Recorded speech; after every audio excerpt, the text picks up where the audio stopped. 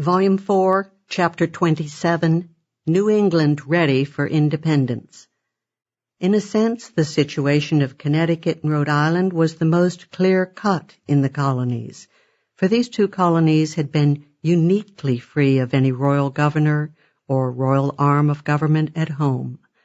Virtually independent, while colonies, they needed no political or constitutional change to equip them for the struggle with Great Britain, or for possible independence.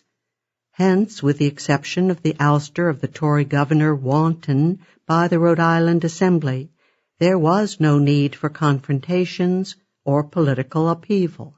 Since Wanton was closely associated with the Hopkins faction, however, his overthrow meant the eclipse of the Hopkinsites and the taking of complete power by the more radical Ward faction. The new governor, Nicholas Cook, was a leading Wardite, as was brilliant young Continental Army General Nathaniel Greene, scion of one of the first families of Rhode Island. Rhode Island was galvanized in early November by the burning of Falmouth to denounce the British and to declare it high treason to correspond with, supply, or aid the British forces, a virtual commitment by Rhode Island to American independence. Indeed, in that same month, Samuel Ward, leader of the Ward Party and one of the colony's delegates to the Continental Congress, openly opted for American independence, working tirelessly for that cause from then on. Thus, by the end of 1775, Rhode Island and Connecticut were essentially ready for independence. But the key to New England, of course, was Massachusetts. And if that great spearhead of radicalism would not take the lead for independence, the cause would be lost. While Massachusetts had lost none of its fervor for measures against Britain, its delegation to the Continental Congress was grievously hobbled throughout 1775. Voting in Congress was by province, and hence an elementary requisite for Massachusetts leading a move toward independence was the ability to command the vote of its own delegation. And yet, this the Massachusetts radicals could not do.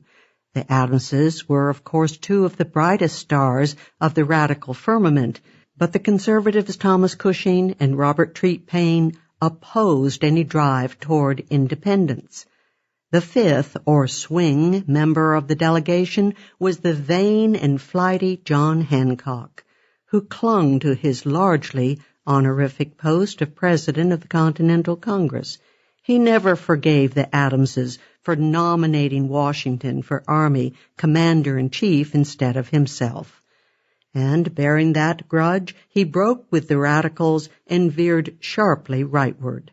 Allowing himself to be feted by the Dickinsons and Duanes, the luxury-loving Hancock acquired the derisive sobriquet of King Hancock among the radicals. This meant an effective vote of 3-2 against independence, and thus Massachusetts radicalism was stymied. Sam Adams and the frustrated radicals began to threaten openly a separate independent New England unshackled by the dilatoriness of the other colonies.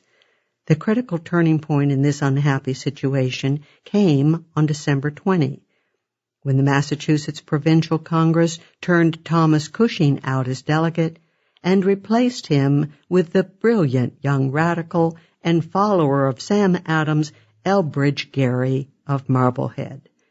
This gave the radicals a majority in the Massachusetts delegation, effective the following February when Gerry was to take his seat. Soon afterward, in mid-January, the Massachusetts Congress authorized the delegates to do whatever they thought necessary to establish the right and liberty of the American colonies on a base permanent and secure.